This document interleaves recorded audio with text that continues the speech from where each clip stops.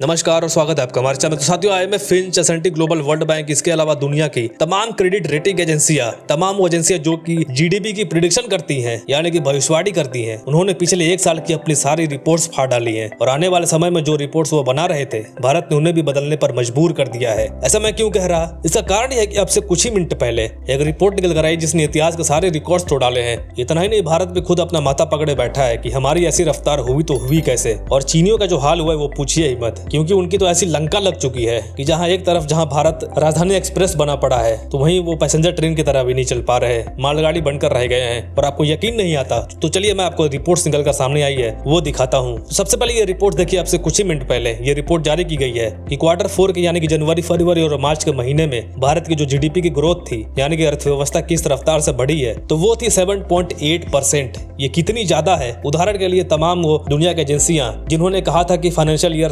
2023-24 जो शुरू हुआ था 31 मार्च 2024 को, इस फाइनेंशियल ईयर के आखिरी के जो 3 महीने थे, यानी कि जनवरी, फरवरी और मार्च, इसमें भारत की जीडीपी रफ्तार 7.2% रहेगी और कई ने तो 6% भी कह दिया था। और लगातार हम आपको बता भी रहे थे कि रिपोर्ट्स में ये सारी रिपोर्ट्स अब फर्जी साबित होने जा रही हैं, क्योंकि भारत की रफ्तार 7.5 के ऊपर जंप मारेगी ही मारेगी। और आज ऐसा ही हुआ है। आंकड़े निकलकर सामने आई है कि भारत की रफ्तार 7.8% रही है। लेकिन बात यहीं तक सीमित नहीं होती, क्योंकि अब Q4 के आंकड़े आ चुके हैं। तो इसका मतलब पिछले पूरे एक साल की, यानी कि फाइनेंशियल ईयर 2023-24 जो 31 मार्च को खत्म हुआ है, इसके भी आंकड़े सामने आ गए हैं। इसके अनुसार भारत की पूरे साल में जो जीडीपी की रफ्तार थी वो 8.2% रही है। इसके साथ साथ भारत ने सारे रिकॉर्ड्स ध्वस्त कर दिए हैं, क्योंकि पिछले 2 सालों में एक भी रिपोर्ट ऐसी नहीं है कि आप दिखा सके जिसमें कहा गया हो कि फाइनेंशियल ईयर 2023-24 में भारत की रफ्तार इतने ज्यादा परसेंट को छू पाएगी या पार कर पाएगी। एक भी रिपोर्ट ऐसा नहीं है। यहाँ तक कि अब से कुछ ही महीनों पहले IMF और वर्ल्ड बैंक ने भी कहा था कि भारत की मैक्सिमम रफ्तार 7.6% तक रहेगी, लेकिन भारत कहां पहुंच गया?